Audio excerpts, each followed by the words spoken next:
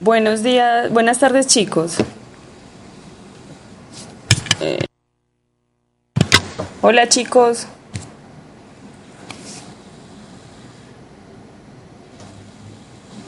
Hola, Hola, profe. profe. Hola, profe. ¿Cómo están? Profe, no te vemos ni te escuchamos bien. ¿No me ven? Profe, no te vemos ni te escuchamos. Bueno, sí te vemos, pero Sí me ven, pero no me escuchan. La está pixelada. ¿Será que volvemos a marcar? ¿qué profe? Por allá el rato. Que sí le escuchamos. Profe, no se ve. Recortado. Siempre está con muchos problemas. Ay, profe. Un manejo que siempre se puede manejar. Lo vamos a volver a conectar nada más. Ok, miremos a ver. No decirle que ni. Sí. A ver qué se puede hacer. Pero como te digo,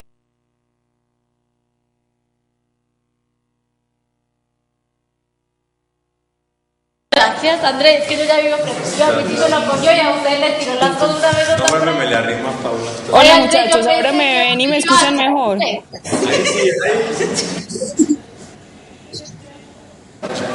¿Qué? Se ve, pero se escucha. Ya sí la vemos un poquito mejor. Gracias, gracias. Los movimientos se ven en cámara lenta. Bueno, chicos, tenemos un problema y es que a esta hora la conexión de datos es lenta y tenemos que trabajar con eso. ¿Listo? Entonces, les voy a pedir que sean más juiciosos de lo que siempre son. Hagan bastante silencio porque veo que están hablando bastante y que tratemos de iniciar la clase. ¿Listo? Primero que todo, los avisos parroquiales. Lo primero es que yo sé que algunos no pudieron o no les avisaron a tiempo porque hubo mucha desinformación de si se hacía o no se hacía el parcial. Listo. El objetivo es hacer el parcial mañana para quienes no lo han presentado. Sería mañana a las 10 de la mañana. Listo, por ahí recibí correos de solo 2 personas diciendo que sí podían. Pero escuchan. ¿Me estás entendiendo? No, profe, no se entiende. Profe, no te escuchamos nada. Nada. Chicos, estoy hablando lo más despacio que puedo. Sí, es un enredo, no sé. Háganme un favor, apaguen el micrófono un momentito. En este momento me escuchan mejor, levanten la mano si me escuchan mejor.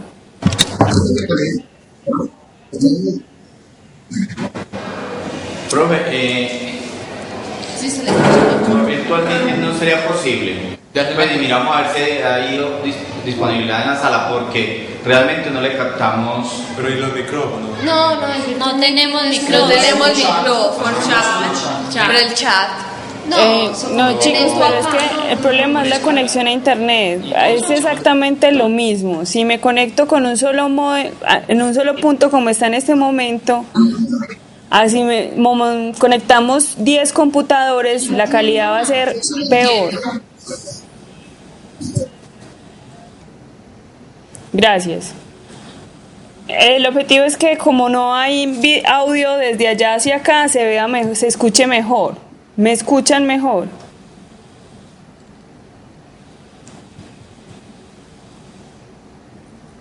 No.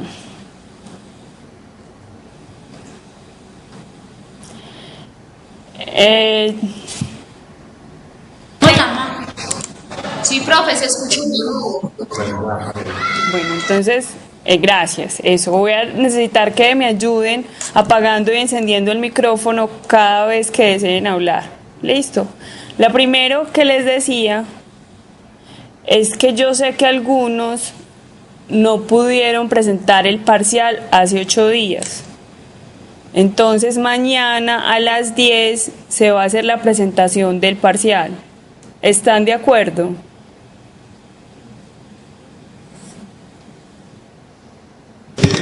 Ah, bueno, profe. Eso sí lo escuchamos. Listo, entonces los espero mañana a las 10. Perfecto. Vamos a continuar entonces con el tema. Esta mañana también les mandé las diapositivas que llevamos hasta el momento para que las tengan como guía. Hay 2 personas que no me aparecen con correo electrónico en el sistema.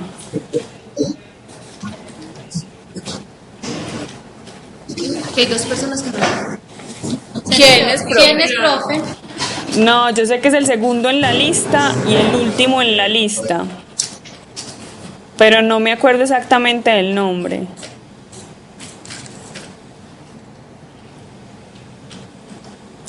De todas maneras, hoy les mandé unas diapositivas. Si no tienen un correo mío, debe ser porque no tengo su correo. Entonces, por favor, lo actualizan en el sistema. Profe, creo que soy yo porque a mí no me ha llegado. Entonces, el que no le ha llegado, por favor, me manda un correo para yo tenerlo guardado y así poder mandarle la información. Listo, profe. Listo, profe. Jaime, ¿me colocas esto, por favor? Bueno, chicos, entonces vamos a empezar con el tema de hoy. Profe, ¿ya calificaste los otros parciales? No me los han entregado. Y prefiero calificarlos todos juntos. Volvámoslos a repetir todos mañana para que lleguen todos junticos, ¿no? No. No. Ay, profe, es una buena idea. No, es una perversa idea. Bueno, muchachos, entonces vamos a empezar con el tema de multiplexación. Habíamos hablado de que la señal se le hace un tratamiento para acoplarla al canal que vamos a mandar. Puede ser inalámbrico o puede ser ya sea por medios cableados, ¿cierto? Normalmente cuando tenemos un medio, no es un medio que es abundante, ¿cierto? Es un medio que está limitado. Si pensamos, por ejemplo, tenemos un cable tendido, normalmente tenemos un cable. Por ese cable tenemos que tratar de hacer llegar mayor cantidad de información. Lo mismo pasa cuando estamos hablando de un medio inalámbrico. Tenemos unas frecuencias asignadas y debemos tratar que esas frecuencias me soporten la máxima cantidad de información posible para mandarse. De esta manera, entonces, una de las formas de hacerlo es multiplexar la señal. ¿Qué es multiplexación? Entonces, básicamente, cuando yo en el mismo enlace físico lo que hago es mandar diferentes canales, ¿sí? Para mejorar la capacidad en los enlaces físicos. Entonces, sobre el mismo rango de frecuencias yo tengo diferentes canales que lo que hacen es que cada uno de esos canales lleva la información diferente para poder utilizar el mismo canal haciendo un montón de conexiones lógicas. ¿A qué me refiero? A que, por ejemplo, cuando yo vendo celulares o ustedes, por ejemplo, cada uno tiene un celular, muchos puede ser que sean Tigo, que sean Movistar o que sean Comcel, ¿sí? Vamos a suponer que todos son Comcel. Ustedes todos están ahí. Si todos quisieran, inclusive en el mismo momento, podrían empezar y hacer marcaciones y tratar de hacer llamadas. Y la red las va a soportar, a pesar de que miren que Comcel tiene unas frecuencias, ¿sí? Que compró o que alquiló, o lo mismo que Tigo o que Movistar. Pero ustedes van a poder hacer llamadas y entonces ustedes me dirán, pero ¿cómo se puede hacer sobre el mismo canal? Gracias a la multiplexación. Entonces lo que hace es que a cada uno le entrega un pedacito de canal sobre el mismo enlace, sobre la misma frecuencia, y sus llamadas son privadas, no se mezclan. De esa manera pueden mandar entonces diferentes tipos de información o información de diferentes fuentes a diferentes destinos sobre el mismo enlace. Hay varias formas de hacer la multiplexación. Una se llama por división de frecuencia, que quiere decir que ese rango de frecuencias grande que tiene un operador, entonces lo parte en rangos más pequeños, que llama canales, y a cada una de esas, en cada uno de esos canales manda un usuario, por ejemplo, para hacer una llamada. Vamos a pensar en llamadas, entonces por cada una de esos pedacitos pequeñitos de frecuencias va mandando llamadas. Listo. Otra forma de hacerlo es por el tiempo. Entonces lo que hace es que él ocupa todo el ancho de banda que tiene definido, pero lo utiliza por milisegundos. Entonces en los primeros 10 milisegundos manda una llamada, en los segundos 10 milisegundos manda otra llamada, en los terceros 10 milisegundos y así. Los va rotando, de modo que va mandando la información y mientras que se espera que llegue la información, pues manda los otros dos y así. Usted como usuario no se da cuenta de que hay momentos en los que no tiene una conexión específica, o sea que no está mandando datos. Y otra forma de hacerlo es por división de código. Lo que hace es que a cada usuario lo codifica y los manda a todos en el mismo tiempo y en la misma frecuencia. Vamos a profundizar un poquito acerca de estos métodos básicos. Como les decía yo, el FDM, entonces, el ancho de banda total se divide en subcanales. Miren, ahí están en la gráfica, está la conversación 1, la conversación 2, la conversación 3 y así. En ese caso tiene 6 conversaciones. Eso quiere decir... Profe, Dime. solo estamos viendo multiplexación. El título y ya, pues no ha pasado la diapositiva.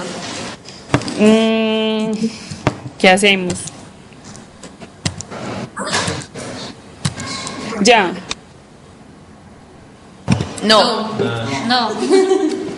Porque es que yo tengo aquí un televisor que me muestra qué están viendo ustedes. Y... ¿Qué hacemos? Profe, si quiere voltea toda la cámara y mire y verás que voltee toda la cámara así y mire y verás que no estamos viendo Ya, nada. espérenme un momentico, yo les creo.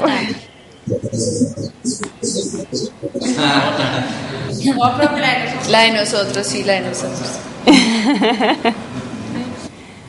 ¿Qué hacemos? ¿Qué hacemos? ¿Qué hacemos? ¿Qué hacemos? A ver. Voy a poner... ¿Qué será? Voy a poner pues otra cosa, a ver qué aparece.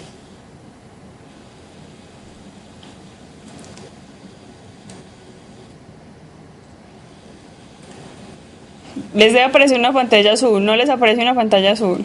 Sí. Ok. Un azul lindo. Azul cielo.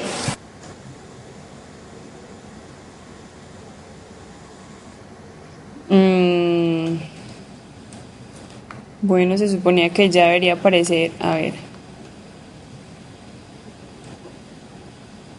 ¡Ay, qué bueno!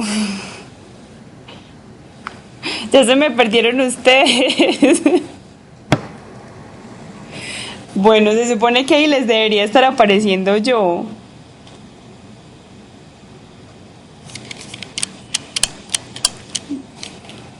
¿Qué hacemos? Vuelvo a llamar.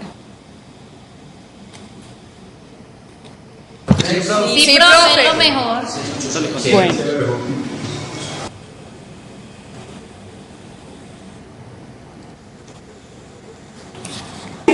Ah, Ya me ven.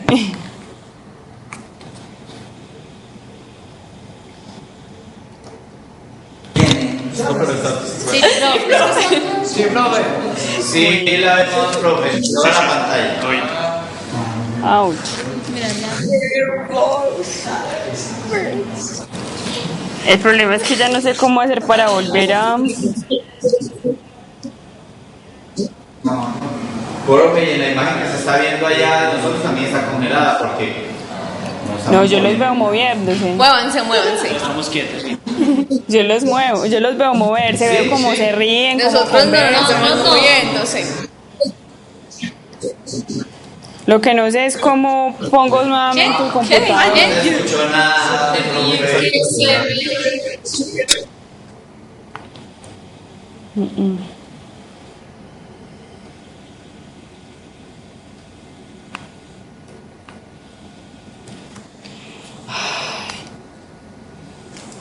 Ahora sí.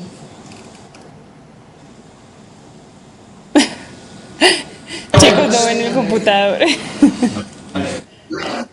Profe, en muchos de los casos le escuchamos nada más la vocal.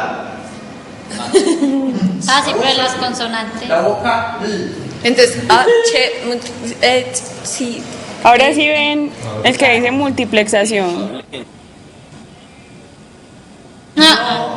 Se ve negro. Está negra la pantalla. Ese es el cielo de... La voz sí la escuchamos bien. Mercurio. No, ese es el infierno. La imagen no. De Plutón.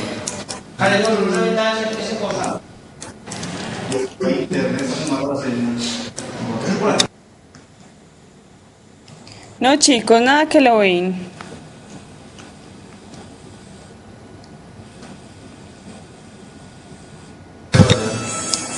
Sí.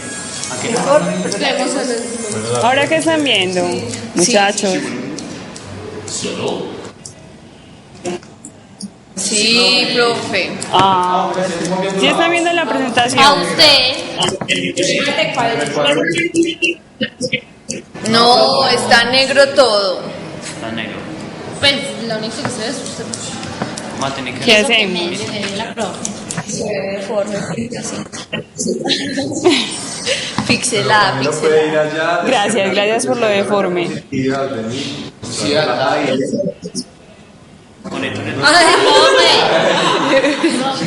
enrutador en la sala y tenemos internet. ¿Qué hacemos? ¿Será que...? Profe, es que la imagen se ve tan rara. es que es la imagen, profe. La persona es muy bonita. Sí. Daniel la otra vez decía que el profe buena. Sí. Chicos, no sé, ¿será que muevo el computador así a ver si ustedes ven el computador? Ay. A ver, yo miro. Yo trato de cuadrar esto. Profe, Un compañero la va a enseñar el correo y Sí, Antonio no me estaba. ¿Será? es buena opción. ¿Será? No, espera. Que nos den media hora de...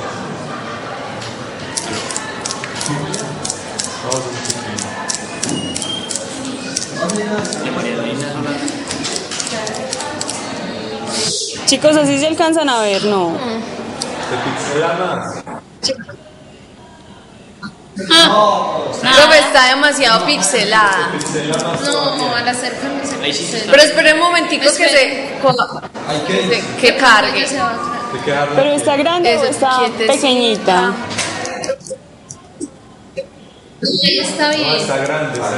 Pues está bien. Está grande, pero no se ve. Yo no Consiste en que por un mismo enlace físico se pueden llevar varios canales de comunicación simultáneamente.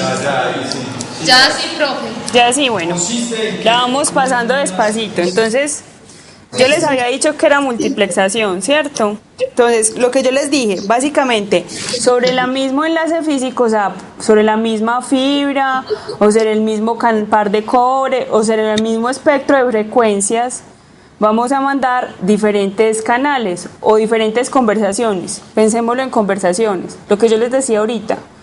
Resulta que todos vamos a poder conectarnos con el mismo operador, pero todas las conversaciones son independientes.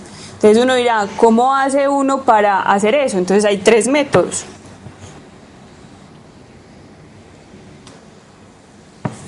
Entonces uno es por multiplexación por división de frecuencia. Es decir, que es este que hay aquí en la mitad. O sea, este. ¿Sí? ¿Qué hace uno en ese caso? Lo que hace es que utiliza la frecuencia, la divide en pedacitos más pequeñitos y por cada uno de esos canales pequeñitos de frecuencia manda la información como se ve acá. Entonces aquí hay un usuario, otro usuario, ¿sí? Lo que hago es que cada uno utiliza todo el tiempo esa frecuencia hasta que cuelgue. Serían como si fueran conversaciones. Yo activo una conversación, entonces durante todo el tiempo de la conversación está utilizando ese pedacito de frecuencia. Esa es una forma de hacerlo. Otra forma de hacerlo es dividiendo el tiempo, es decir, no todo el mundo utiliza utiliza las frecuencias al mismo tiempo. yo puedo utilizar un rango grande de frecuencias en un tiempo determinado, pero a los 10 minutos no estar utilizándolo yo, sino que lo está utilizando otro usuario más. Listo. Y la otra es por división de código, que lo que hago es que cada información se codifica y se mandan todas a la misma vez. Vamos a mirar mejor esto. Entonces, FDM, multiplexación por división de frecuencia. Entonces, como se los expliqué ahorita, la banda total de frecuencia se divide en canales más pequeños. Miren que aquí hay uno con cada color hay uno, ¿cierto? Entonces, cada uno tiene una conversación. Esa conversación, si ven en el esquema, este es el eje del tiempo. Eso quiere decir que utiliza ese rango de frecuencia durante todo ese tiempo. Mientras que no utiliza toda la frecuencia, sino que esos 30 kHz que hay acá son de un usuario, estos son de otro usuario, estos son de otro usuario, ¿sí? A cada usuario les da un pedacito más pequeñito de frecuencia. Eso disminuye de alguna manera la cantidad de datos que yo puedo mandar por ahí. Si no puedo mandar, sino los datos que me quepan o que pueda codificar o que pueda transmitir por esos 30 kHz que hay ahí. Existe poca flexibilidad para agregar más subcanales. ¿A qué se refiere? Que por ejemplo yo aquí tengo 6 conversaciones. ¿Qué pasa si llega un usuario número 7 y los demás no han colgado? No puede, no hay canal, no hay servicio, no puede hacer la llamada. Sí, esa es una tecnología que se utilizaba muchísimo, pero uno de sus problemas es que cuando yo tengo más usuarios, entonces se me van acotando los canales y no puedo satisfacer las demandas de esos usuarios. Vamos a mirar entonces TDM. En el caso de TDM, básicamente lo que utiliza es que cada usuario utiliza un espaciecito de tiempo, ¿sí? Entonces, el ancho de banda que me asignan, yo lo puedo utilizar, pero solo por un espacio de tiempo. Es decir, vamos a pensar que me lo asignan el primer milisegundo. Entonces, yo transmito durante un milisegundo. Al siguiente milisegundo le toca a otro y así le toca a otro. Este me permite agregar muchos más usuarios. Es una gran ventaja y es que yo puedo tener muchos más usuarios. Sin embargo, yo debo partir la información en grupos de bytes más pequeños, es decir, yo no puedo transmitir en ese tiempo que me asignan grandes cantidades de información, sino que yo transmito un poquito, espero que me vuelva a tocar el momento, vuelvo y transmito otro poquito, y así espero otra vez otro momento y vuelvo otra vez a que me toque así, y entonces yo voy transmitiendo como por pedacitos, listo, pero eso me permite tener más usuarios. Muchas veces realmente hay aplicaciones que no utilizan mucha información, o sea, no transmiten mucha información. Si pensamos en una llamada telefónica, por ejemplo, muchas veces uno está transmitiendo espacios de silencio entre las palabras, ¿sí? Muchas veces uno se queda callado durante la conversación, entonces ellos aprovechan todo eso para hacer una compresión de la señal de voz y transmitir transmitir poca información, y es una de las maneras que se utiliza el TDM. ¿Por qué? Porque me deja aumentar el número de usuarios. ¿Alguna duda hasta ahí? Profe, No. una preguntita. Dime. Una preguntita. Profe, como usted dice que hay un canal independiente para cada teléfono, ¿cómo hacen para chuzar una llamada? ¿Cómo hacen para saber que una llamada está utilizando determinado canal? Porque no es porque, a ver, si yo no tuviera información de la red, yo, Claudia Carmona, no soy operadora de Comcel, ni de Telefónica, ni del que sea, entonces yo tengo que hacer un rastreo de frecuencias y empezar a escuchar todas para poder darme cuenta cuál es, ¿sí? Aunque eso viene codificado, pues no es tan sencillo hacer ese rastreo. Pero una empresa de telecomunicaciones, ¿sí? Si recibe una orden del ministerio judicial que diga que tiene que rastrear ese teléfono y grabar o monitorear las llamadas de un teléfono específico, entonces todo ese tipo de cosas, esa detección se asigna en el momento en que usted hace la llamada. Eso lo vemos más adelante cuando hagamos una llamada el proceso de una llamada, por ejemplo, en un teléfono, en una red celular, pero les voy a explicar un poquito, y es que cuando yo hago una llamada, él no de una hace la conexión, ¿sí? Cuando usted empieza a hacer una llamada internamente a la red, lo primero que hace es verificar cosas muy importantes, por ejemplo, si usted tiene afiliación, si tiene saldo para hacer la llamada, esas son cosas que se verifican antes de generar el enlace, ¿sí? Porque a ninguno de nosotros nos pasa que nos dejen hablar sin minutos, ¿cierto? Él primero verifica que tenga dinero disponible o que tenga un plan postpago, ¿sí? Que esté disponible. Entonces, cuando él verifica eso, entonces le dice, bueno, usted puede hacer su llamada, él le asigna un canal específico para que usted hable. En ese momento la red reconoce dónde está usted, cuál es su canal. De hecho, si se mueve, él le hace una reserva en las celdas cercanas, en las otras como equipos estación base cercanos, para que si usted se mueva la llamada no se caiga y cosas de ese estilo. Él tiene toda una planeación para que su llamada permanezca el tiempo que usted la necesita. Entonces, como él ya identificó quién es usted, cuál es el número y en qué frecuencia está, de ahí en adelante simplemente es monitorear esa llamada, ¿sí? Pero es porque él, en el momento en que usted hace la solicitud, usted marca su número y le dice hunde el botoncito verde, llamar o lo que sea, entonces él hace una especie de chequeo primero de quién es el usuario, si tiene minutos, a quién lo va a conectar, si tiene, porque puede ser una llamada, puede que usted tenga minutos para llamar usted pueda llamar a su número, no sé, al elegido o al número que le sale más barato, pero a su casa no puede llamar o a otro operador no puede llamar porque es más costoso y tiene menos dinero, o no puede hacer una llamada internacional. Entonces él antes de eso verifica de quién es y para quién es y hace toda esa monitoreo, o sea, define si usted puede ejecutar o no a ejecutar la llamada y le asigna un canal. Entonces, como ya sabe toda esa información, es muy fácil grabar. ¿Sí quedó claro? Profe, otra preguntita. Dime. Profe, ¿es posible utilizar un mismo canal para varios usuarios? Por ejemplo, el sistema dice que en China vamos a utilizar el mismo canal solamente porque el usuario está utilizando ese, que en Colombia vamos a utilizar el mismo canal. ¿Es posible utilizarlo?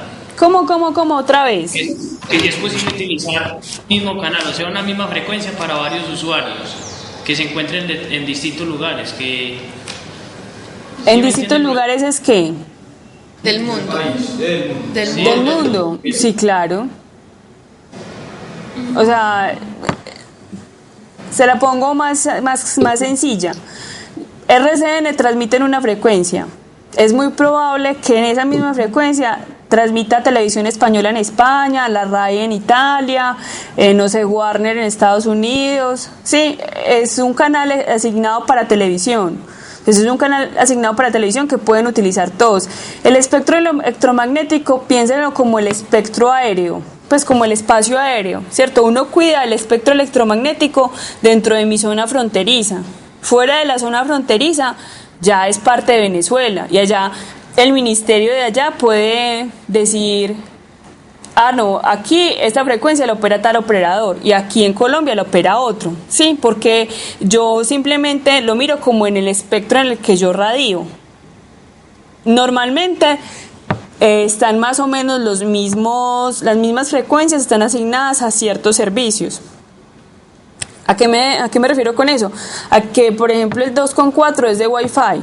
Entonces, así opera en Europa, opera en Estados Unidos, opera en Japón, opera acá. Sí, porque es un estándar a nivel internacional y no hay ningún problema. Esa es una de las cosas que se trata de buscar, porque si yo voy a generar equipos, es más barato si los genero para todo el mundo. ¿Sí? Profe, ¿y qué impide que estando pues en el mismo canal entonces no haya confusión? O sea, ¿qué hace el límite de los límites? Pues sí, ¿como para qué? Básicamente son límites de radiación. Sí, es como les dijera, ustedes ahí están hablando, ¿cierto? Y la mamá en su casa también está hablando al mismo momento. ¿Listo? ¿Qué limita el que su mamá no les interrumpa en este momento la clase? Básicamente que ella está muy lejos. ¿Por qué? Porque la potencia con la que ustedes hablan no es tan alta como para que llegue a la casa de su mamá y así su mamá grite mucho, la potencia con la que ella habla no es suficiente como para que llegue a la universidad.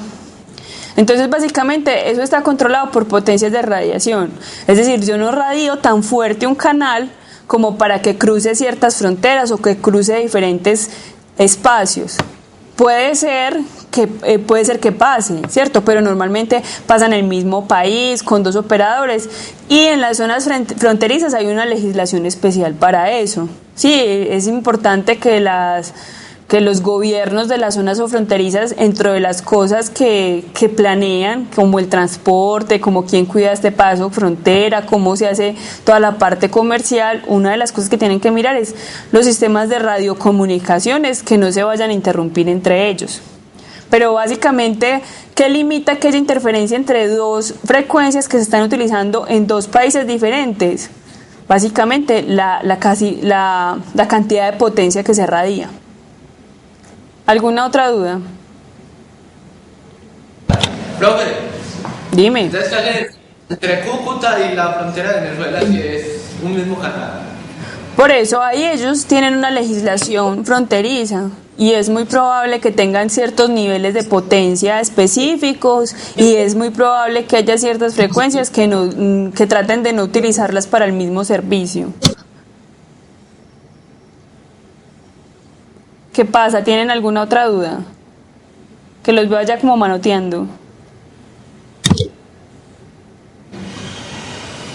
No, profe. No.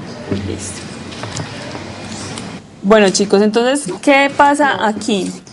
Que uno puede, como les dije, TDM, trabajar con varios usuarios en el mismo canal, pero en tiempos diferentes. Y otra forma de hacerlo es el CDM, que básicamente es que el usuario puede utilizar toda la banda de frecuencia en todo el tiempo posible, pero con un código diferente, ¿sí? Es como si ahí en el salón todos hablaran diferentes idiomas, ¿sí? Por parejas, 2 parejas hablarán un idioma, 2 parejas hablarán otro idioma y 2 parejas hablarán otro idioma. Puede ser que todos estén hablando, pero nadie sepa qué está diciendo el otro porque solamente hablan un idioma.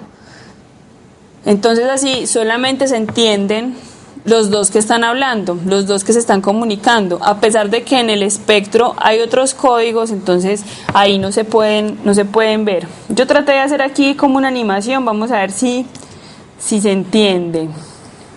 Bueno, ahí se ve. ¿Qué dice ahí en ese espacito que está como en azul? Chicos. Está cargando. Apenas está reconstruyendo. Reconstruyendo, construyendo.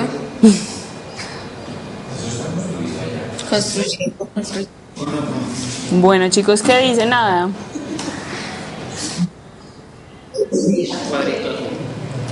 Loro. Dice como loro. Sí. No dice otra cosa más. No. Arriba está el Resulta que sí dice loro, pero también dice, a ver si aparece por acá. No se ve. Aquí dice gato. Si algo se ve aquí, dime gato. Aquí dice loro y aquí dice perro. Espérense a ver. Yo trato de mover esto un poquito. A ver. Así lo ven, no. A ver, quitemos este fondo. ¿Cómo hago? Voy a tener que pasar para adelante.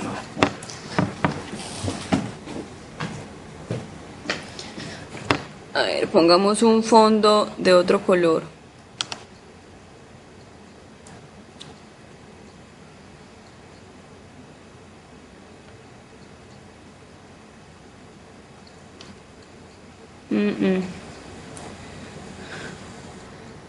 Ay, chicos, ahora sí. ¿Lo alcanzan a ver? Sí.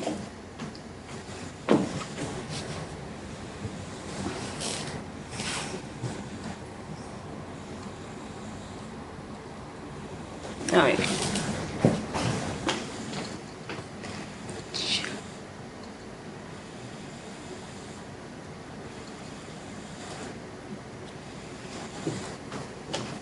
Entonces se supone que ahí dice como gato, ¿sí lo ven? Pero resulta que también decía perro, también decía gato y también decía loro. ¿Qué pasa? Que cada uno de ellos está con un color diferente y cuando yo los pongo con ese fondo azul, realmente no se logra diferenciar qué dice acá. Ya estaba apareciendo, ya gato, loro, perros. Pero ahí no. Aquí no se ven, ¿cierto? No. ¿Por qué? Porque cada uno tiene un código, o tiene un color diferente. Entonces, cuando yo combino todo eso, realmente yo aquí, en el espectro donde veo a todo el mundo, no puedo verlo. Si yo tuviera unas gafas, no sé, amarillas, podría haber uno, unas gafas rojas, podría haber otro, unas gafas verdes, podría haber otra. Sí, porque cada uno está con un esquema diferente. Eso pasa cuando hablamos de CDM. Y es que cada uno yo codifico las señales. Entonces hágase de cuenta que utilizará diferentes lenguajes, diferentes colores o diferente como información, códigos, como dice ahí, para caracterizar una información, para ocultar de alguna manera una información. ¿Sí? Entonces, ¿quién puede leer o quién puede entender la información que estoy mandando? Solamente mi receptor. Eso hace que CDM sea una multiplexación muy segura, porque los demás van a ver como ruido, van a ver información que no van a ser capaces de descifrar.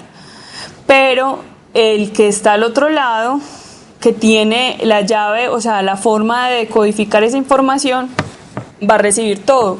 Una de las grandes ventajas que tiene es que yo puedo utilizar mi espectro en todo lo amplio de la frecuencia y durante todo el tiempo de transmisión. De esa manera no tengo restricciones en volumen de información, en velocidad de transmisión, sino que puedo transmitir todo lo que yo quiera.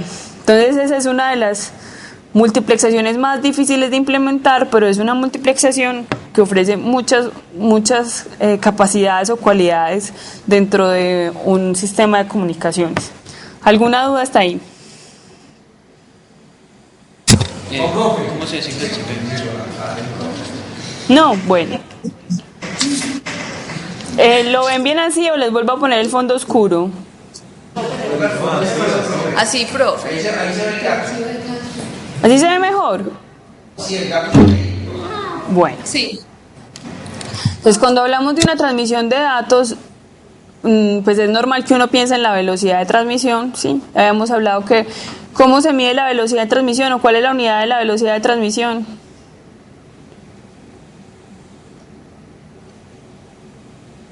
Chicos, ¿cuál es la velocidad, las unidades de la velocidad de transmisión?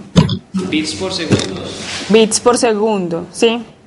Entonces, esa es una medida que ya sabemos utilizar, pero también hay otras que son importantes cuando yo voy a caracterizar una tecnología.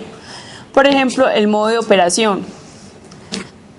Entonces, eso se divide en simplex, half duplex o full duplex.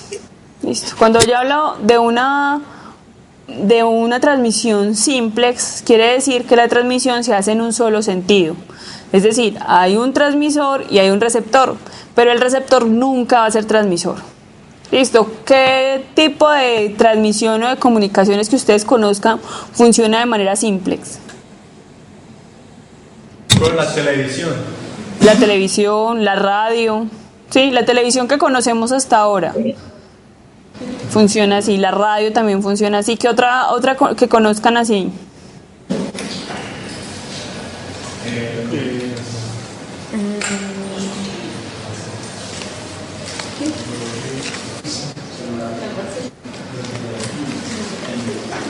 Ninguna otra. Normalmente siempre hay interactividad. Bueno.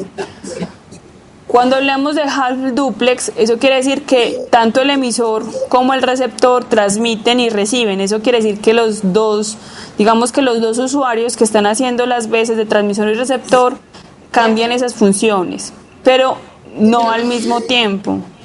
¿Qué quiere decir eso? Que primero habla uno, primero envía información uno y luego envía información el otro.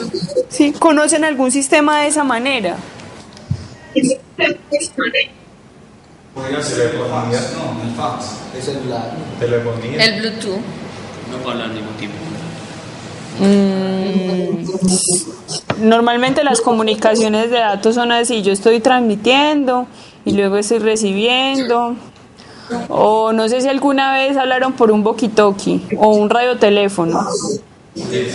Sí, en el radioteléfono pueden hablar los dos, pero no al mismo tiempo.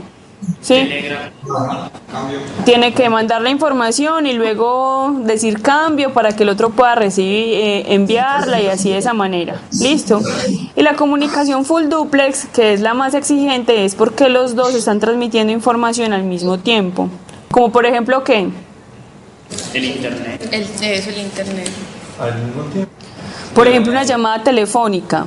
Sí, o por ejemplo este sistema de videoconferencia. Aunque yo estoy hablando acá, yo puedo ver que ustedes se mueven, puedo escuchar a veces lo que dicen, porque es al mismo tiempo. Además que ustedes siempre me están viendo y siempre me están escuchando. Yo también hago lo mismo. Entonces estamos haciendo realmente de todos los modos es la comunicación más exigente, porque en ambos sentidos el canal debe tener la capacidad de soportar la información que yo estoy mandando, ¿sí? Cuando hablamos de, por ejemplo, el simplex, hay un canal en un solo sentido, solo un canal. Yo estoy mandando información por ese canal y ya yo trato de tenerlo, pero cuando yo tengo tecnologías que tienen comunicaciones full duplex, normalmente el canal lo divido a la mitad, uno para enviar y otro para recibir. Entonces por eso se vuelve más exigente. ¿Alguna duda hasta ahí? Bueno, hay otra forma de mirar las comunicaciones o de clasificar las comunicaciones, y es por comunicaciones asincrónicas y con comunicaciones sincrónicas. ¿Saben qué son comunicaciones asincrónicas?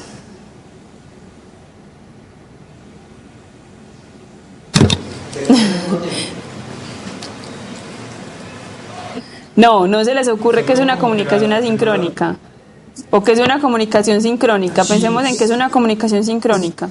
Sincrónica es que ya con una señal de reloj, ¿no es? Las sincrónicas tienen una señal de reloj, existe una señal de reloj, es verdad, pero digamos que la mayor característica de la comunicación sincrónica es que tanto el envío como la transmisión funcionan al mismo tiempo, ¿sí? Como por ejemplo acá, o sea, una comunicación full duplex va a ser una comunicación sincrónica. Pero una comunicación half duplex es una comunicación que puede ser asincrónica. O por ejemplo un correo electrónico, ¿sí? Yo mando un correo electrónico y él no me contesta. No se entendió. Una comunicación, por ejemplo, sincrónica podría ser un chat. Tanto el emisor como el receptor están al mismo tiempo conectados al chat. Sí, pero si yo escribo un correo electrónico, yo debo esperar 2-3 días a que él revise el correo electrónico para que me responda. Sí, es una comunicación asincrónica, los dos no están al mismo tiempo. Entonces así hay diferentes tipos de comunicaciones. Sí, hay unas comunicaciones que yo simplemente emito y el otro recibe en el momento en que reciba, ¿sí? Hay otras comunicaciones que requieren que los dos usuarios estén en el mismo momento. ¿Alguna duda? Ok. Por ejemplo, los mensajes, algo parecido es los mensajes de texto de los celulares. Sí. Por eso, Asincrónico. Son asincrónicos, yo los mando. El celular tiene que ser prendido. Pero miren que muchas veces yo los mando.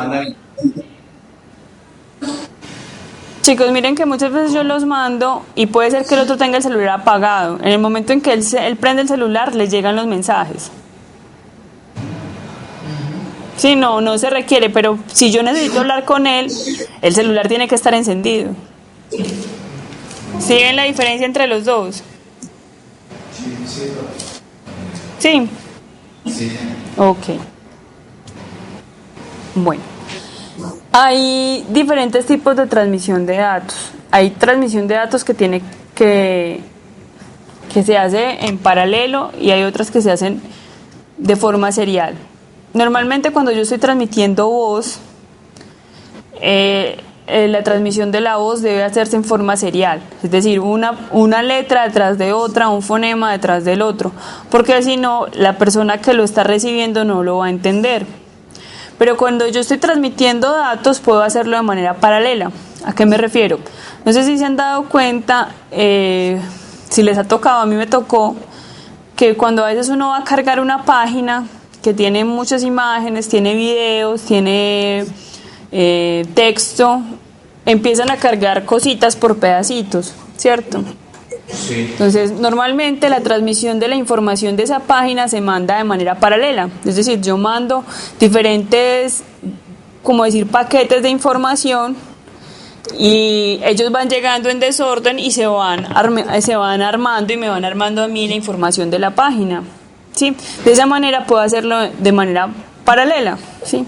En algunos casos, cuando yo estoy hablando de transmisión a altas velocidades, lo que hago es que transmito información de manera paralela y así mejoro la tasa de transmisión de información. O sea, al otro lado llega la información, yo la junto y el receptor la ve de manera serial, pero hay formas, o sea, yo puedo dividir la información y mandar por varios canales al mismo tiempo la información dependiendo de la velocidad de transmisión que se requiera para ese tipo de servicio. ¿Está claro hasta ahí? Sí. Ok.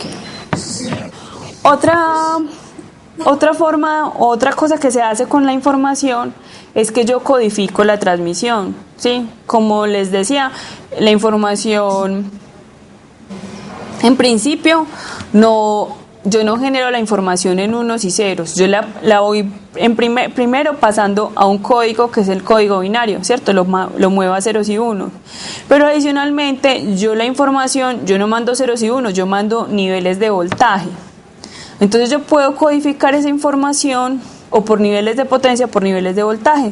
Puede ser que yo la codifique en 4 niveles de potencia o en 4 niveles de voltaje o en 2, o puede ser que sea en 1 y en C, pues o sea, 1 y menos 1, ¿cierto? Eso es como la tecnología o como el canal mejor lo requiera. Entonces, otro procesamiento que se le hace es la codificación. Y por último, cuando hablamos de la transmisión de datos hay que hablar de los protocolos. Sí, ¿ustedes qué piensan que es un protocolo? ¿Cuándo han escuchado la palabra protocolo? Que no sean comunicaciones, pues en telecomunicaciones. Es como el inicio, es un plan a seguir. Es como un plan, bueno, no necesariamente un plan. Es como un esquema, una norma, ¿sí? Entonces es como cuando usted llega, por ejemplo, alguien se va a casar, entonces primero es llegar el novio, después llega la novia, entran, se saludan, que entra con el papá, que entra con la mamá. Sí, eso es un protocolo, ahí está un esquema de cómo se hace. O como por ejemplo cuando usted llega a una fiesta familiar, entonces usted llega y saluda y tiene que saludar a todo el mundo porque es gente de su familia y ya después usted verá si se sienta o se toma un trago, lo que sea. O como cuando usted llega a una empresa nueva y usted no llega saludando a todo el mundo, usted llega saludando a la secretaria que lo atiende y pregunta por la persona. Sí, miren que es diferente cuando usted llega a una empresa que cuando llega a una fiesta o cuando llega a una reunión familiar. Entonces, como que cada situación depende de con quién se comunique o el escenario en el que esté, tiene como unas normas, una forma de hacer las cosas, una forma de empezar. Sí, usted llega a una empresa o ahí a la biblioteca de la universidad y si usted no dice primero buenos días, sino que dice es que necesito un libro, nadie le va a poner cuidado, ¿cierto? Porque hay unas normas de educación, ¿cierto? Lo primero es que usted hace saludar, pedir un favor, vea, estoy buscando tal cosa, ¿sí? Entonces, lo mismo pasa en las comunicaciones. Hay dos usuarios, hay un usuario que quiere buscar a otro y primero lo que hace es como una negociación. Y hay una forma específica de cómo le va a hacer llevar esa información, ¿sí? Usted no le habla por señas a alguien, usted tiene un lenguaje y usted le habla. Pues tiene que ser que usted ya haya establecido un protocolo de señas con alguien para que él le entienda. Pero en principio, si usted necesita algo, usted tiene que hablar. Entonces lo mismo pasa acá. Dependiendo de la tecnología, hay unos protocolos específicos que le van a decir cómo mandar la información, con qué velocidad, en qué frecuencia, qué debe ir primero, si va a hacer una solicitud, entonces primero tiene que decir para dónde va, quién lo envía, cuál es el tipo de información, ¿cierto? Hay toda una caracterización de cómo se trabaja la información, ¿sí? Para eso existen los protocolos, porque de esa manera no tenemos que tener un solo, ¿cómo se dice?, un solo proveedor de equipos o un solo proveedor de una tecnología. Hay múltiples proveedores, yo le puedo comprar el equipo de telecomunicaciones al proveedor A, al proveedor B y así. Simplemente que todos tienen el mismo, manejan el mismo protocolo. Entonces, si yo voy a conectar un equipo marca gato con un equipo marca pollito, como los dos tienen el mismo protocolo, se van a hablar muy bien y no vamos a tener problema. Para eso existen los protocolos. En telecomunicaciones, casi que cada tecnología tiene un protocolo específico de cómo manda las cosas. Entonces, cuando uno entra a profundizar sobre una tecnología, debe entrar a profundizar sobre los tipos de protocolos que tiene. Bueno, ¿recuerdan la tablita que habíamos hablado de los diferentes tipos de tecnologías inalámbricas? Sí. ¿Cómo les ha ido? ¿La han buscado? ¿No han buscado nada?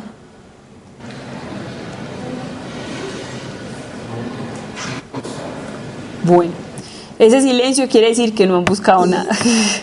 El silencio es un discurso.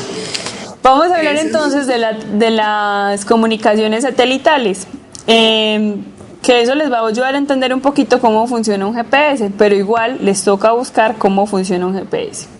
Entonces, básicamente, las comunicaciones se dan a través de algo que nosotros llamamos satélite, que es un cuerpo que gira alrededor del otro. En este caso es un cuerpo que gira alrededor de la Tierra. Hay satélites que son naturales, como la Luna, ¿sí? Nosotros que giramos alrededor del Sol, pero nosotros hemos colocado satélites artificiales para comunicarnos, para hacer diagnósticos, tomar fotos, ¿sí? El primer satélite artificial lo mandó Rusia y se llamó el Sputnik. Este fue un duro golpe para Estados Unidos. En ese momento estaban en la Guerra Fría. Entonces, aunque no se declaraban la guerra, pues cada uno trataba de demostrar que tenía los suficientes avances tecnológicos para ganar la guerra. Es decir, es como si dos niños nunca se tiraran un puño, solo se miraran feo, pero cada uno muestra sus músculos para mostrar que es suficientemente fuerte como para ganarle al otro, pero nunca se tiran. A eso se le llamó Guerra Fría, y una de las formas de mostrar que tenían supremacía era a través de la tecnología. Entonces, Rusia mandó su satélite y demostró que sus telecomunicaciones eran sólidas, o sea que sin importar qué parte de Rusia bombardearan, pues ellos iban a tener un satélite que les permitía estar comunicados al resto del país. Listo. No, ahorita no solamente se utiliza pues como para eso y para las comunicaciones, por ejemplo para hacer estudios de cosecha, para mirar toda la parte climatológica, geológica, todos los fenómenos atmosféricos, y obviamente para inteligencia militar. Sí, nosotros también los estamos utilizando. Por ejemplo, Google Maps lo hace, Google Earth, y podemos ver cualquier lugar de la Tierra, mirar el clima, mirar si es de noche, mirar ellos tienen fotos satelitales que nos muestran las calles, y ya tienen nombres de calles. Dime. Profe, ¿qué es cierto hay que a nivel latinoamericano Colombia tiene un satélite también? Ellos tienen, hay un proyecto de mandar un satélite. Al final no supe si ya lo mandaron o no lo mandaron, ¿sí? Pero nosotros tenemos un espacio, así como tenemos un espacio aéreo, tenemos un espacio que va de la parte aérea a la parte atmosférica, ¿cierto? Sobre nuestro espacio atmosférico pasan muchos satélites, sí, de hecho, no solamente satélites de nosotros, pasan satélites de otros de otros países o de algunas compañías. ¿Sí? Por eso nosotros recibimos televisión satelital, tenemos algunos servicios. ¿Sí? Colombia, pues yo creo que con la universidad, es una universidad bogotana que ya no me acuerdo cómo se llama, estaban en proceso de mandar un satélite con, digamos que más que prestar servicios de telecomunicaciones, el objetivo era hacer estudios geográficos, estudios climatológicos, estudios de las cosechas, por ejemplo, para Colombia. Sería muy, muy útil, pero eso tiene un costo. ¿Sí? Nosotros no tenemos, aunque tenemos el espacio aéreo, ¿cierto? No tenemos toda la infraestructura para mandar un cohete, porque eso hay que mandarlo en un cohete con un satélite. Entonces eso quiere decir que tenemos que alquilar espacio en un cohete que vayan a lanzar para el próximo lanzamiento y ponerlo en el espacio. Sí, no es tan sencillo como de que yo quiero poner un satélite, pero sí sé que estaban en proceso. Lo que pasa es que el año pasado leí una noticia que estaba súper empantanado el proceso, que porque la licitación que se estaba haciendo se había hecho casi que con las condiciones para que se lo ganara una empresa francesa. O sea, habían hecho todo para que se lo ganara una empresa francesa. Entonces estaban de alguna manera alegando porque no, o sea, las especificaciones que se habían hecho no eran generales, sino que eran como quien dice, gallina es, ¿cómo es? Huevo es, gallina lo pone, cosas así. Eso. Entonces yo supe que el proceso se empantanó un poquito y por eso no sé si al final lo lanzaron o no lo lanzaron.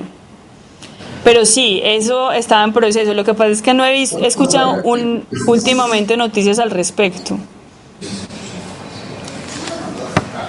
Bueno, entonces básicamente cuando utilizamos un satélite para telecomunicaciones, lo que hacemos es que el satélite funciona como repetidor.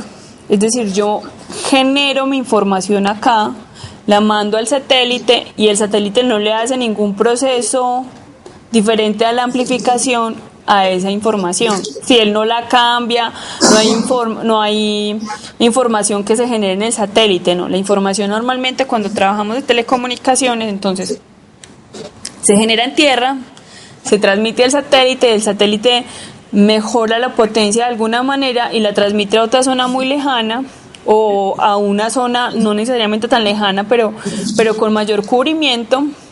Pero es un repetidor, no hace nada más que un repetidor. Lo otro es que, bueno, se utilizan enlaces microondas, eso quiere decir que están por encima de los 3 GHz y tiene dos frecuencias diferentes. Entonces él utiliza una frecuencia que se dice el enlace de subida, es decir, cuando yo estoy mandando la información al satélite, utilizo una frecuencia, y cuando el satélite la radia sobre un espacio en la Tierra, utiliza otra frecuencia, que se llama frecuencia de bajada. Dependiendo de donde coloquemos los satélites, van a tener como diferente cubrimiento. Se utilizan pues esas tres órbitas. Está la órbita Leo, que es una órbita más cercana a la Tierra, sí, tiene más o menos 1000 kilómetros, está más o menos a 1000 kilómetros de la Tierra. La órbita MEO, que está entre 5000 y 10.000 kilómetros, y 1000 kilómetros, y las órbitas geoestacionarias, que están a 36.000 kilómetros. ¿Por qué se definen órbitas geoestacionarias? ¿Sí? ¿O por qué se llaman geo? Porque básicamente si yo coloco un satélite en la órbita geo, a pesar de que la Tierra, recuerden que la Tierra gira y su giro sobre sí misma tiene un espacio más o menos de 24 horas, ¿cierto? El satélite se mueve sobre su órbita y siempre acompaña la misma zona, ¿sí? ¿Qué pensarían ustedes? Bueno, no, resulta que la Tierra está girando, ¿cierto? Entonces, si el satélite está girando, los dos giran a diferente velocidad, es muy probable que el satélite en algún momento esté cubriendo, no sé, Colombia, y en otro momento esté cubriendo Madagascar, y en otro momento esté cubriendo India. Pues no sé, dependiendo como del giro de la Tierra, sí, o de la órbita en el que esté el satélite. Pero resulta que los satélites geo es como si estuvieran pegaditos de la Tierra, o sea, es como si yo los tuviera atados. Es decir, si un satélite está cubriendo Colombia, no importa la hora del día, siempre va a estar cubriendo Colombia porque en esa órbita él se mueve de modo que alcanza siempre o sea, está siempre de frente al mismo lugar, así tengan diferentes velocidades. ¿Alguna duda? Pero ¿y eso cómo hacen para ubicar ese satélite que no se mueva de ahí? Básicamente gracias a la fuerza de gravedad y a la fuerza centrífuga. Entonces, gracias a la gravedad, él no sale, o sea, la Tierra es suficientemente grande como para ejercer fuerza de gravedad. Entonces la deja fijo, pues a cierta distancia de la Tierra, ¿sí? Y la fuerza centrífuga lo que hace es que lo mueve a una velocidad específica. Entonces, cuando yo mando el satélite, lo tengo que mandar con suficiente, digamos, combustible como para que él se ubique en el espacio en la órbita.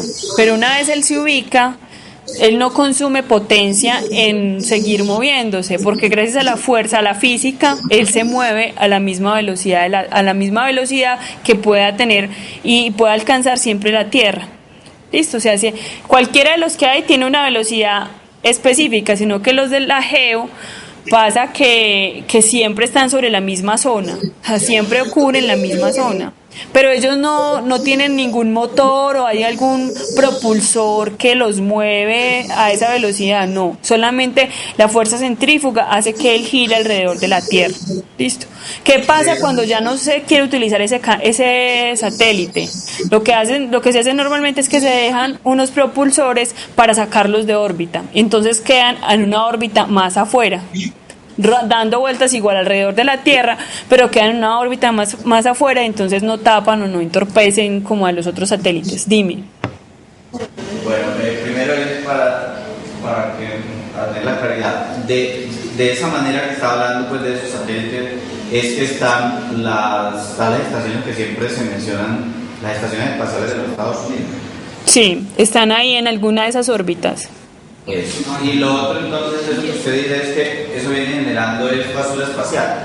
Sí, de hecho en estos días estaba leyendo una noticia que estaban diciendo que iban a hacer que la basura espacial entrara a la Tierra, a la atmósfera de la Tierra, y como el cambio, la atmósfera normalmente lo que hace cuando se aproxima a la Tierra es que se encienden en llamas y se desintegran, ¿cierto? Entonces estaban generando un proyecto a bajo costo para que esa basura espacial tratara de entrar a la atmósfera de la Tierra y se desintegrara antes de llegar a la Tierra como tal, pues a lo que no nos afectaría a nosotros. Es un proyecto que tiene, creo que es la NASA, es un proyecto que tiene la NASA, porque sí hay, o sea, todo eso genera basura espacial. Nosotros porque nunca no la vemos y nunca salimos a dar una vuelta por el espacio, ¿cierto? Pero hay bastante basura espacial. Profe, dime. Profe, si es verdad que hay un satélite en el cual se está guardando la historia de la humanidad, así como información de la historia de la humanidad y como semillas de aquí de la Tierra, y que hay un diamante que tiene que ser una gota de sangre ahí, y entonces van a enviar el satélite que es que algo fantástico. No sé si es este año o el otro año, que lo van a enviar ahí en órbita, que por si alguna guerra nos acabamos nosotros mismos, de pronto alguna generación pueda saber cómo éramos antes. Pues la verdad es que no sé. No sé, la verdad es que no sé, sería como hacer una máquina del tiempo, una burbuja del tiempo. Lo que sí sé es que no podría ser un satélite rodando a la Tierra, porque probablemente si tenemos problemas en la Tierra va a generar explosiones, cambios en la atmósfera, generación de gases, y es probable que muchas de las cosas que están más cercanas a la Tierra también se desintegren. Así que en ese caso habría que mandarlo más lejos de la Tierra, bastante. O si no necesariamente es la Tierra, digamos que el Sol hace algunas explosiones como lo dicen los astrónomos, que dentro de poco va a haber algunos, entonces es muy probable que queme, que desintegre muchos de los planetas y todas las cosas que tenemos creadas. O sea que de generarse eso, que no sé, pero sería muy interesante que buscaras la noticia y no la mandaras. Tendría que ser mucho más lejos, tendría que mandarse fuera del sistema solar. Mensajes. Sí, sí. Pero podría ser, es que no es nada descabellado, digo yo. Bueno, chicos, entonces como les dije ahorita, lo que hace un satélite es manejar, o sea, hacer las veces de repetidor. Para eso utiliza algo que se llama transponders, ¿sí? Entonces, casi que cada transponder tiene como unos canales asignados. Dentro de sus frecuencias tiene unos canales asignados. Eso quiere decir que yo podría mandar mucha información a ese satélite. O sea, no piensen que un satélite tiene un solo canal, sino que tiene muchísima información, porque es muy costoso mandarlo. Entonces lo que yo hago es que mando muchos transponder y cada uno de ellos me sirve de amplificador para una información específica o para un grupo de información específica. Esos transponders normalmente le dan una ganancia a la señal. Como les decía ahorita, como son repetidores, normalmente tratan de recuperar la señal y de ponerle un poquito más de potencia. Y como también les conté ahorita, hay una frecuencia en el canal ascendente y una frecuencia en el canal descendente. Entonces, ellos operan en esas 4 bandas que hay ahí: la banda C, la banda KU, la banda KA y la banda L, ¿sí? La banda C es una de las más utilizadas. Esa, entonces, la información sube a 6 GHz y baja a 4 GHz. La banda KU está a 14 y baja a 11. La banda K tiene a 30 GHz y baja a 20. Y la banda L normalmente se utiliza en satélites LEO, que son los más bajitos. Trabaja a 1,5 y baja a 1,7. De esta manera, mire que no se generan interferencias entre ellos. Es decir, a pesar de que yo tenga el transmisor en el espacio donde yo estoy transmitiendo o en la huella satelital, pues como estoy transmitiendo en una frecuencia y recibo en otra, no va a haber problemas de interferencia entre ellos. Cuando yo les hablo de huella satelital me refiero básicamente a eso. Miren, ahí tenemos un satélite y cuando hablamos de huella satelital es como todo el espacio que el satélite está cubriendo, ¿sí? Como ven, ahí cubre gran parte del Caribe y de Sudamérica, ¿sí? Un solo satélite puede cubrir todo eso. Ahora, ese solo satélite puede trabajar en diferentes bandas, o sea, a pesar de que esté haciendo cubrimiento en toda, pues ahí vamos a decir en Sudamérica, vamos a pensar que Sudamérica, algunos trabajan en banda C, otros en banda KU, otros en banda KA. Sí, no necesariamente todos tienen que ser en la misma banda, puede trabajar en diferentes bandas. ¿Alguna duda hasta ahí? Profe, dime. Entonces, pues, por ejemplo, algún internet pues, que se está utilizando en zonas bastante retiradas, que ya eso es satelital. ¿Entiendo de qué satélites están valiendo? Pues la verdad es que hay diferentes compañías. Una se llama Globastar, pues hay diferentes compañías satelitales y ellos tienen algo que se llama constelación. O sea, tienen un grupo de satélites para ofrecer cubrimiento en diferentes lugares del mundo. Sí, normalmente entonces lo que yo hago cuando quiero ofrecer es que yo alquilo un canal. Sí, yo no pongo el satélite, sino que alquilo el canal. Entonces, por ejemplo, yo sé que en muchos lugares de Colombia, donde es difícil acceso, casi que se tiene que hacer acceso en forma satelital. Y tienen unos satélites, unos teléfonos satelitales, y creo que el operador acá en Colombia se llama Gilat. Sí, no es un operador común, pues como que yo voy a pagarle a Gilat para que me dé servicio de internet o servicio de telefonía.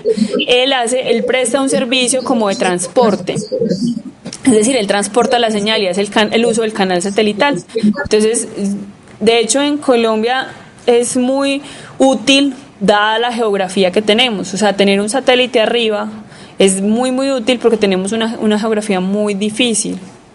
Entonces llevar un cable, llevar una antena para hacer torres, para montar torres, igual sigue siendo complejo, costoso. Y una de las soluciones en este caso es las comunicaciones satelitales. Sí, nosotros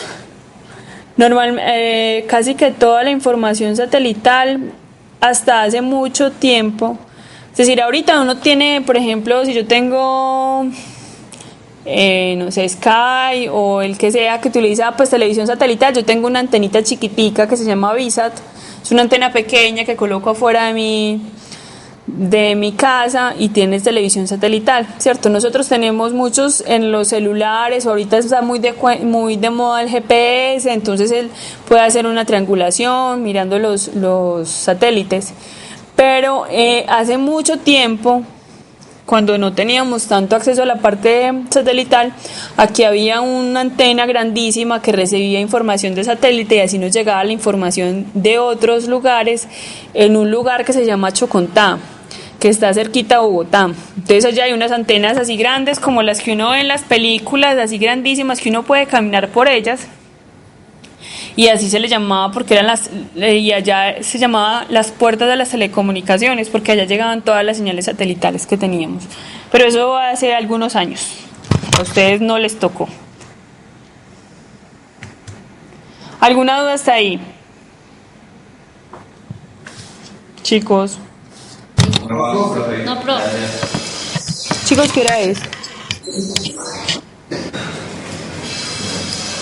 Muchachos. Nos vamos a ir a un receso. 5:30, profe. Bueno, entonces todavía tenemos tiempo.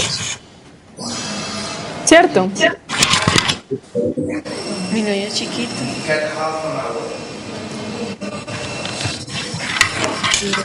Entonces vamos a hacer una comparación así como hicimos una comparación de los medios, ¿se acuerdan? Que miramos cuáles eran más seguros, cuál tenía mayor velocidad. ¿Se acuerdan que los miramos un poquito? Vale. Vamos a hablar un poquito de las frecuencias, ¿sí? Porque cuando hablamos de algo inalámbrico, básicamente son las frecuencias las que nos permiten transmitir. Entonces vamos a hablar un poquito de las frecuencias. Las primeras entonces son las ondas de radio de alta frecuencia y muy alta frecuencia, las cuales casi no se utilizan, o bueno, se utilizan para comunicaciones marítimas, sí, pero no son las más utilizadas ahorita para comunicaciones de auxilio, cosas de ese estilo, porque rebotan, hacen muchas reflexiones. Por ejemplo, los sistemas de radiooperadores, ¿cómo se llama? Radioaficionados. Los sistemas de radioaficionados trabajan en ese rango de frecuencias. ¿Por qué? Porque permiten comunicarse a baja potencia con lugares bastante lejanos. Dado que las ondas van a rebotar en la ionosfera, ¿cierto? Entonces vuelven a la Tierra, vuelven arriba, es como si fuera un efecto invernadero, pero de ondas electromagnéticas, entonces van rebotando, entonces por eso logran tener pues una distancia, una cobertura interesante. Luego de eso están las microondas terrestres, que como les dije están por encima de 1,3 GHz más o menos. En ese caso, son bastante confiables porque tienen un VER de 1/10⁻⁶. Tienen ciertos problemitas y es que requieren línea de vista y que son sensibles a las comunicaciones climáticas. Entonces, si por ejemplo llueve muy fuerte, si hay neblina, si hay muchos rayos, es muy probable que se pierda cierta comunicación, ¿sí? Porque requieren línea de vista, pero son muy fáciles de instalar. O sea, es casi que portable, llevo una antena y un transmisor, al otro lado tengo la antena, las apunto de modo que haya línea de vista y es muy fácil comenzar una comunicación en ese sentido. Están los satélites GEO, que es muy costosa la puesta en órbita, sí, porque realmente si lo miran es la órbita que queda más lejos, entonces es bastante costosa. Se requieren antenas muy potentes para poder, porque tiene que viajar 36.000 kilómetros, sí, o sea, yo tengo que irme, la señal como tal tiene que viajar 36.000 kilómetros para llegar al satélite, y una vez llega al satélite tiene que viajar otros 36.000 kilómetros para llegar a la Tierra. Miren que en este caso, ¿qué hace? Que la señal tenga retardos, que se requiere bastante potencia, pero son sistemas bastante confiables, o sea, tienen un VER de 1 por 10 a la menos 8, mucho más confiables que las microondas, y una de las ventajas más grandes que vimos es que tiene una gran cobertura geográfica, es decir, se cubre todo, casi que todo el continente, entonces por eso es bastante interesante. Están los satélites en órbitas MEO y LEO, que es más barato hacer el lanzamiento, se requieren antenas menos potentes, de hecho digamos que la señal no tiene que viajar tanto, pero dado que los satélites no están en una órbita geo, es decir, que no son estáticos, eso quiere decir que una misma transmisión, por decir, vamos a pensar en una llamada, yo estoy haciendo una llamada a Estados Unidos y lo estoy haciendo a través de un satélite, pero no siempre me está cubriendo el mismo satélite, entonces esa llamada tiene que saltar de huella en huella satelital, de satélite en satélite para poder tener cubrimiento. Eso hace que haya ciertos retardos, como dice ahí, hay un satélite que entra a cubrir por unos milisegundos o por un rato esa zona, ¿sí? Y hay otro, y después ese va saliendo y va entrando otro, o sea, se van turnando, como si fuera un testigo en una carrera, ¿cierto? ¿Se acuerdan cuál es el testigo? Si yo voy corriendo, tengo un palito en la mano, le entrego el testigo al siguiente, y el siguiente sigue corriendo y entrega el testigo, eso se llama testigo. Entonces, así pasa, viene un satélite con una llamada, le entrega la llamada al que sigue, el que sigue transmitiendo, después le entrega la llamada al que sigue, así se lo van rotando. Entonces eso genera ciertos problemas de conexión cuando yo voy pasando de un satélite a otro. Bueno, y hay otras alternativas espaciales, de soluciones más como satelitales, pero en áreas reducidas. Que también se hacen en la banda de microondas, pero a eso se le llaman hubs. Por ejemplo, como poner un dirigible, ¿cierto? O por ejemplo, poner un avión en la parte superior que me rastree información o que me sirva de comunicaciones, ¿sí? Yo puedo poner, por ejemplo, un globo que está lo suficientemente alto, que pueda tener como una antena y un transmisor, un repetidor, y que me permita hacer transmisiones. ¿En qué caso sería muy útil? Por ejemplo, en casos de un desastre, se pierdan todas las comunicaciones, un terremoto o la erupción de un volcán, entonces se pierden las antenas, los cables, no podemos trabajar con eso, entonces se puede poner como un globo, una especie de globo en la parte superior con un repetidor que nos sirva para hacer comunicaciones, pero eso no es algo como para siempre, sino que se utiliza normalmente de manera temporal. ¿Tienen alguna duda? ¿Algunos aviones militares tienen un mecanismo? Otra vez que no lo escuché. Digo, algunos aviones militares tienen un mecanismo. Sí, claro, algunos aviones militares tienen esa capacidad. Son aviones bastante grandes y no solamente tienen esa capacidad para prestar comunicaciones, sino para evadir radares, ¿sí? A las formas de mirar los radares también es con telecomunicaciones. Es como un sonar, yo mando una señal, espero que rebote y según donde me rebote, yo puedo identificar dónde está ubicado un cuerpo o un objeto específico. Sí, estos aviones militares adicionalmente tienen equipos antirradares que hacen que los radares no los detecten. ¿Alguna otra?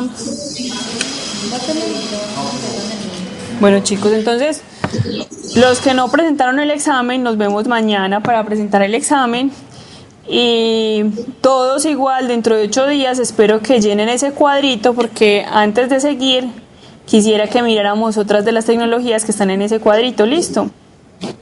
Hasta el cuarto punto. Bueno, chicos, feliz fin de semana, que descansen. Gracias. Listo, profe, gracias.